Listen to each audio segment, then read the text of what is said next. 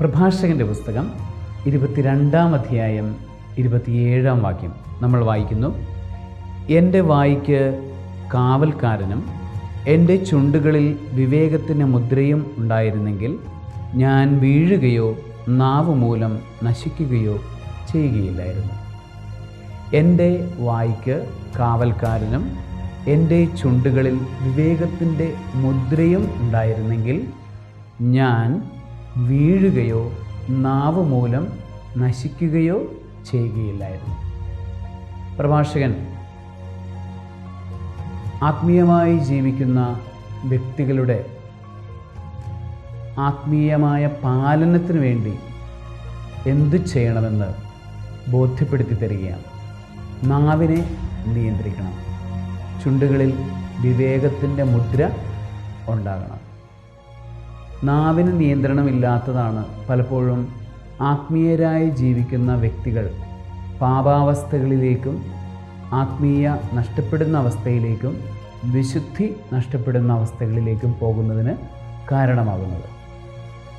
നാവ് കൊണ്ടുള്ള പാപത്തെ, അല്ലെങ്കിൽ കുറ്റം പറയുന്ന രീതികളെ, അല്ലെങ്കിൽ കുറ്റപ്പെടുത്തുന്ന രീതികളെ, ദേഷ്യപ്പെട്ട് സംസാരിക്കുന്ന രീതികളെ, ശപിച്ച് സംസാരിക്കുന്ന രീതികളെ, ഇതെല്ലാം നാവ് കൊണ്ടുള്ള പാപത്തിൻ്റെ ഗണത്തിൽ വരുന്നതാണ്.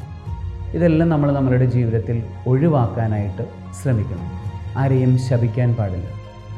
ആരെയും തെറ്റായ രീതിയിൽ തെറ്റായ പേരുകൾ വിളിക്കുന്ന രീതി, പിശാചി എന്നൊക്കെ ആളുകൾ നമ്മളുടെ കുടുംബത്തിൽ അങ്ങോട്ടും ഇങ്ങോട്ടുമൊക്കെ വിളിക്കുന്ന രീതി, ഇതെല്ലാം നമ്മൾ ഒഴിവാക്കണം. എല്ലാവരെയും ശുദ്ധമായ വാക്കുകൾ കൊണ്ട് അഭിസംബോധന ചെയ്യണം.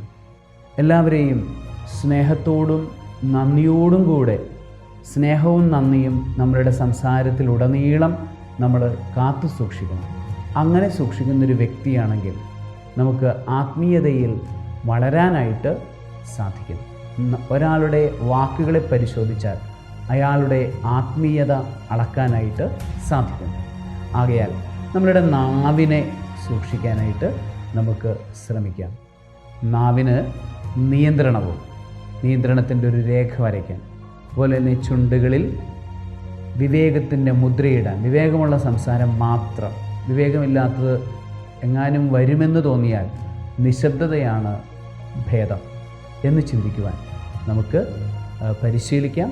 സർവശക്തനായ ദൈവം, പിതാവും പുത്രനും പരിശുദ്ധാത്മാവും നാവിന് നിയന്ത്രണത്തിൻ്റെ രേഖയും ചുണ്ടുകൾക്ക് വിവേകത്തിൻ്റെ മുദ്രയും നൽകി നിങ്ങളെ അനുഗ്രഹിക്കുമാറാകട്ടെ. ആമേൻ.